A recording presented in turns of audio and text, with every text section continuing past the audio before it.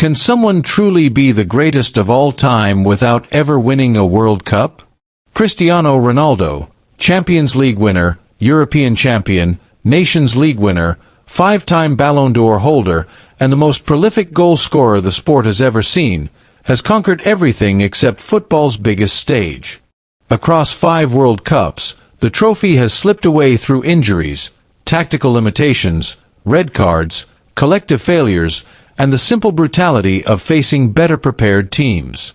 In 2006, the young prodigy helped Portugal reach the semi-final before falling to Zidane's France. In 2010, a cautious approach left him isolated and eliminated by Spain. In 2014, a disastrous opening loss to Germany ended hopes early. In 2018, he delivered one of the greatest individual performances ever with a hat-trick against Spain, only for Uruguay to end the dream in the round of 16. And in 2022, after becoming the first man to score in 5 World Cups, he was benched in the knockouts, watched Portugal fall to Morocco, and left the field in tears, believing it might be over. But Cristiano Ronaldo is not defined by defeat. He changed Portugal forever, lifting the nation to the Euro 2016 title even after leaving the final injured, leading them to the 2019 Nations League, and at 40 years old scoring in the 2025 final against Spain to win yet another trophy. Now, for the first time, he enters a World Cup not carrying Portugal, but joining them. Under Roberto Martinez, the team has become a high-pressing, intense, synchronized machine built on organization rather than improvisation.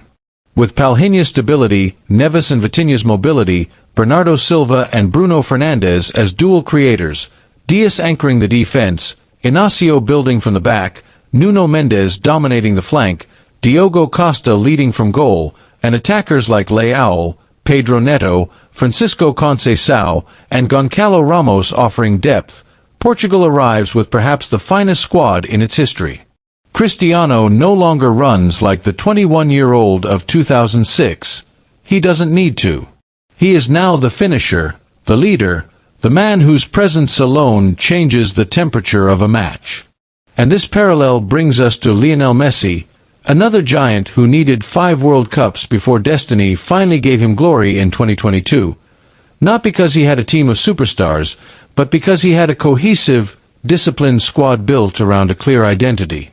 That is exactly what Portugal has at last. Cristiano enters his 6th World Cup with what might be his strongest, last, and most realistic path to immortality.